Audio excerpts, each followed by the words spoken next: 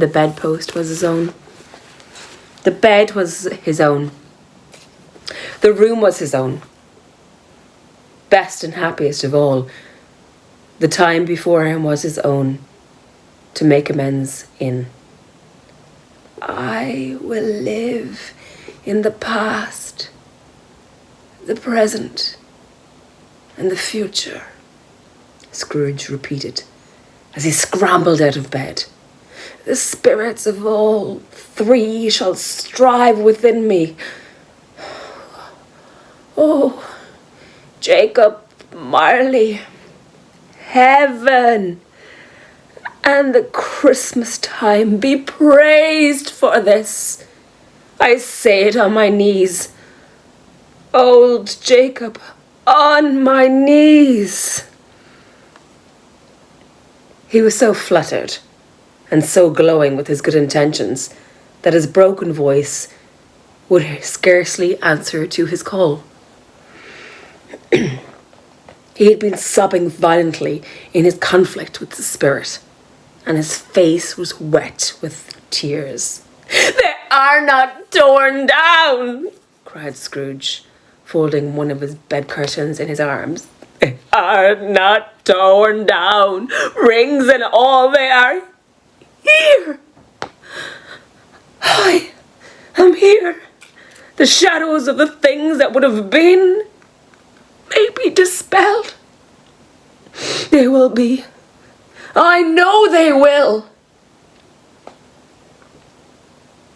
His hands were busy with his garments all this time, turning them inside out, putting them on upside down, tearing them, mislaying them, making them parties to every kind of extravagance.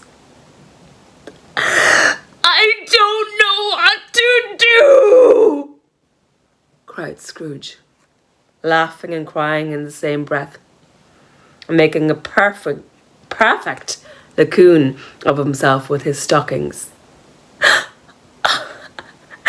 "I am as light as a feather. I am as happy as an angel. I am as merry as a schoolboy. I am as giddy as a drunk man. A Merry Christmas to everybody.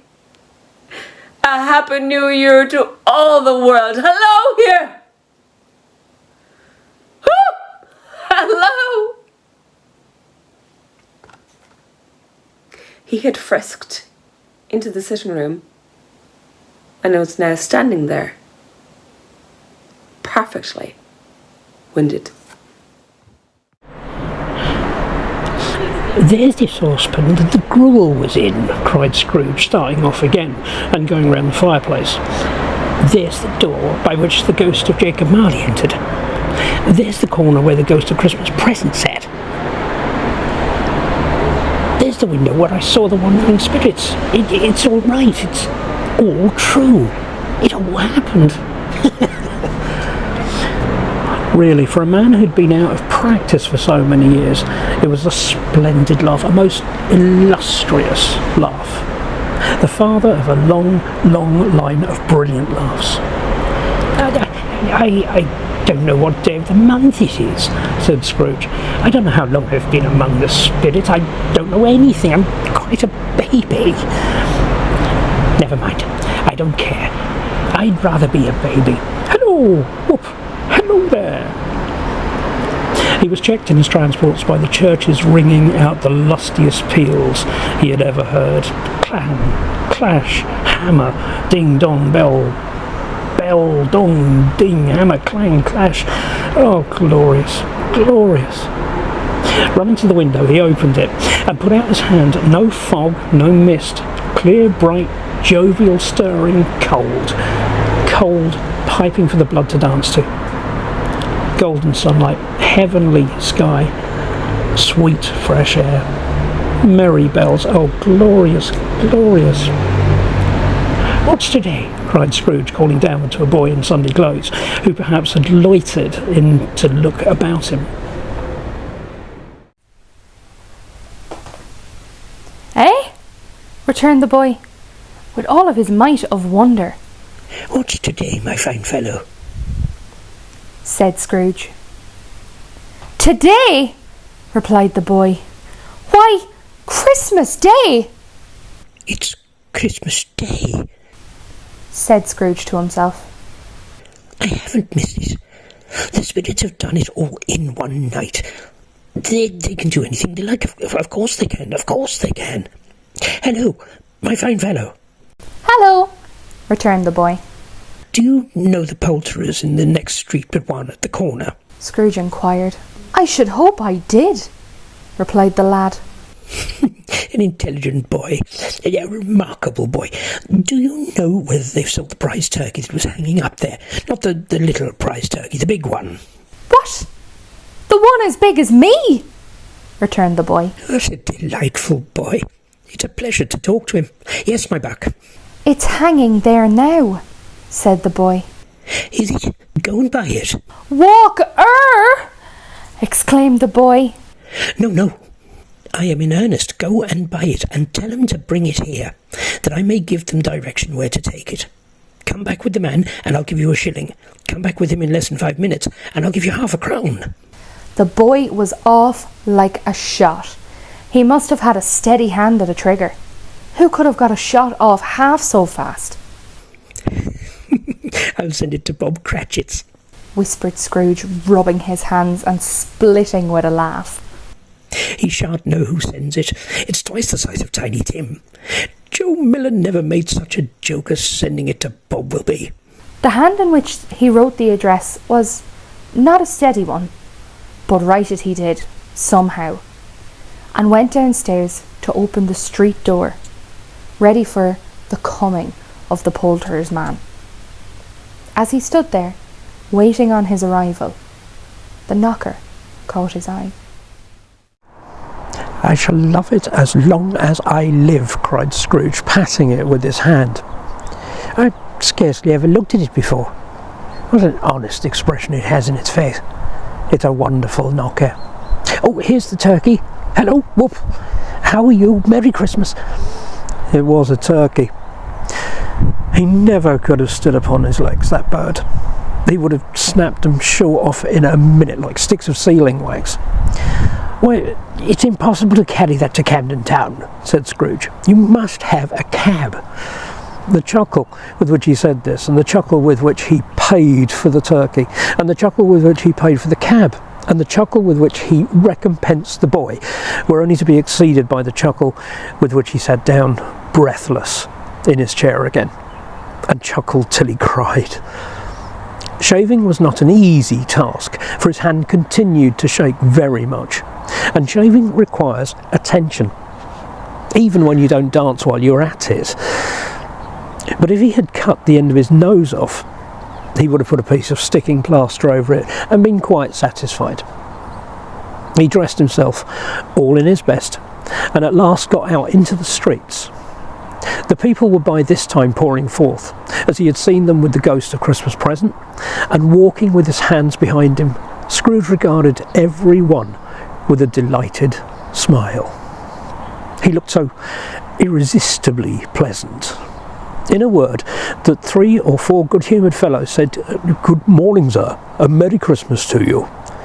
And Scrooge said often afterwards that of all the blithe sounds he had ever heard, those were the blithest in his ears.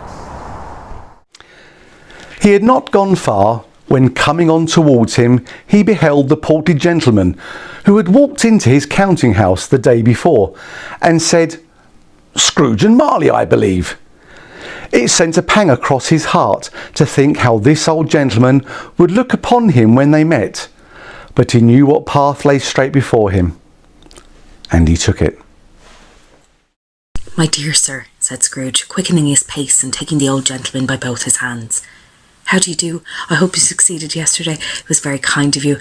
A Merry Christmas to you, sir." "Mr. Scrooge?" "Yes," said Scrooge. "That is my name, and I fear it may not be pleasant to you. Allow me to ask your pardon, and will you have me this goodness?"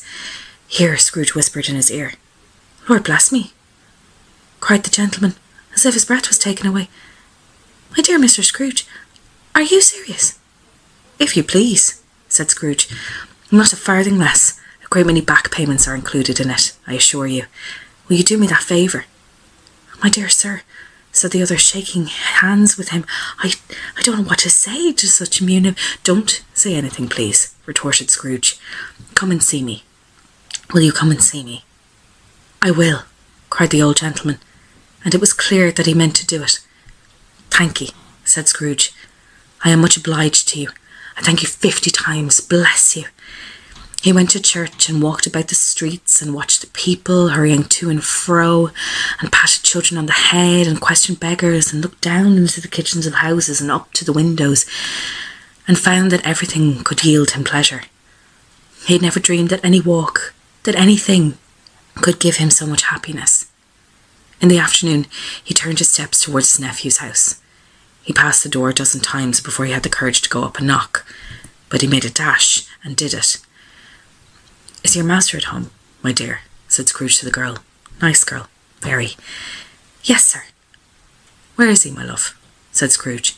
"He's in the dining room, sir, along with mistress. I'll show you upstairs, if you please." "Thank ye, he knows me," said Scrooge, and his hand already on the dining room lock. "I'll go in here, my dear." He turned it gently and sidled his face in round the door. They were looking at the table, which was spread out in great array, for these young housekeepers are always nervous on such points and like to see that everything is right. "Fred!" said Scrooge. Dear heart alive, how his niece by marriage started. Scrooge had forgotten for the moment about her sitting in the corner with the footstool, or he wouldn't have done it on any account. "Why, bless my soul!" cried Fred. "Who's that?" "It's I, your Uncle Scrooge. I've come to dinner. Will you let me in, Fred?"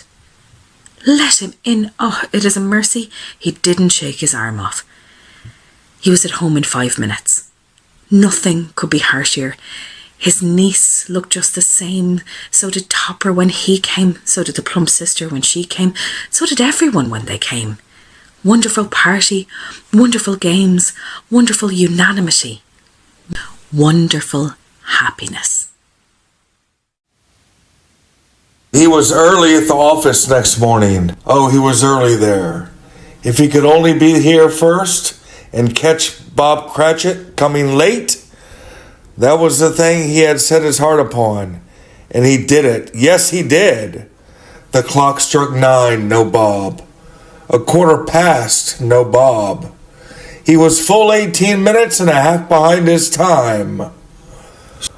Scrooge sat with his door wide open, and he might see him come into the tank. His hat was off before he opened the door.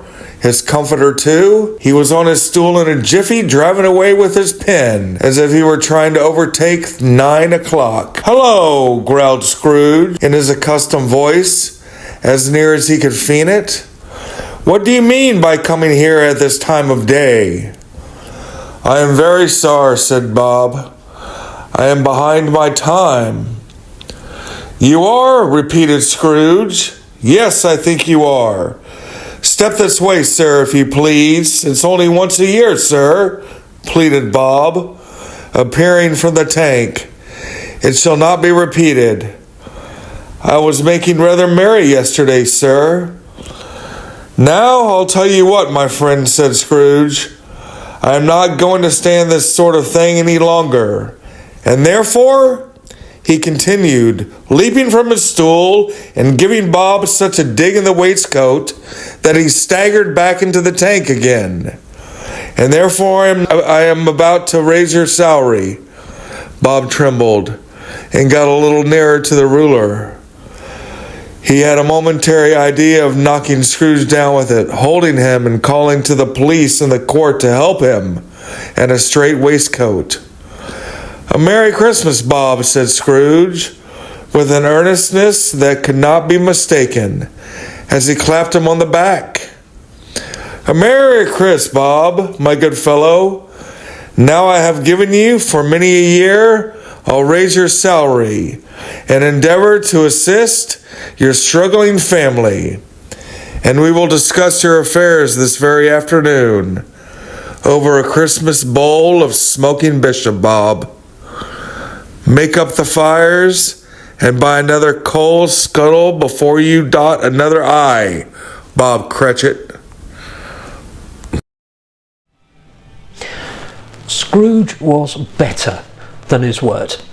He did it all, and infinitely more. And to Tiny Tim, who did not die, he was a second father.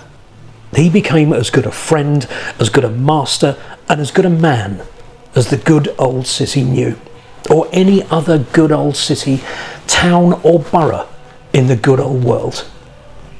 Some people laughed to see the alteration in him, but he let them laugh, and he little heeded them, for he was wise enough to know that nothing ever happened on this globe for good at which some people did not have their fill of laughter in the outset.